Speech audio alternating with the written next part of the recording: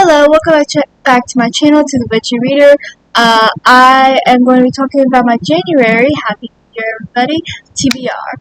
So, I hope I can finish all this. I feel like I have several things I want to read this month because I'm trying to have an ambiguous TBR. Let's see how that works out for me. So, I do also want to read, I know last year, surprisingly, I read a lot of shorter stories because reading was not in the cards for me in 2025, and so I ended up reading a lot of shorter stories, which nothing wrong with shorter stories. I like a good shorter story every so often, but I do want to maybe get back into reading more, so reading more, not super long books, but more decent books like I usually do, especially since I want to get through some of my TBR, and I got books for birthday and Christmas that I want to read. Some of them I've already read, so they'll be rereads, but I'm so excited for them. Plus, I've been wanting to do a lot of rereads anyways, because I got my books back from stores several months ago, like, it was in the summer, and I've been meaning to do some rereads on some of them. But since they were in stores for a few years, I haven't read them in a long time, and I love doing rereads, so I'm very excited for that. So yeah. But this month I do have several shorter stories I want to read, because I do have several shorter stories I've been meaning to read and never got to last year on my Kindle Unlimited. So I do want to read these shorter stories in January. So hopefully I can get through at least most of them. No promises. I know I have, so here is several that I have all by the same author.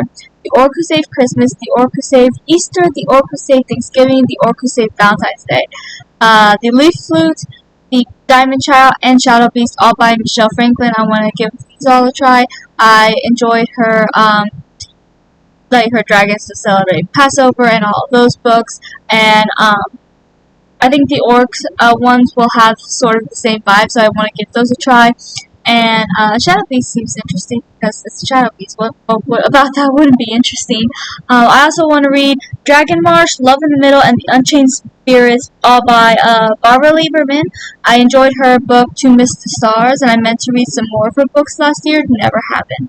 But I do want to check these out as well, because I really enjoyed To Miss the Stars. I thought it was a really interesting concept, and I thought it was beautifully executed. Very tragic, but just beautiful, and I would love to check out some of her other work. I also have, which I've been trying to read the last few months, but like I said, hasn't been in the cards, Blue Star's Prophecy, which I have started, and Fire Star's Quest, both rereads. Like I said in a previous video, I am trying to get through Warriors, and I want to reread some of the books I've already read, and I finished the first two arcs, so I want to reread a few of the super editions I read before I get to the third arc, which I have never read. So yeah. So I want to get through. These are the two of the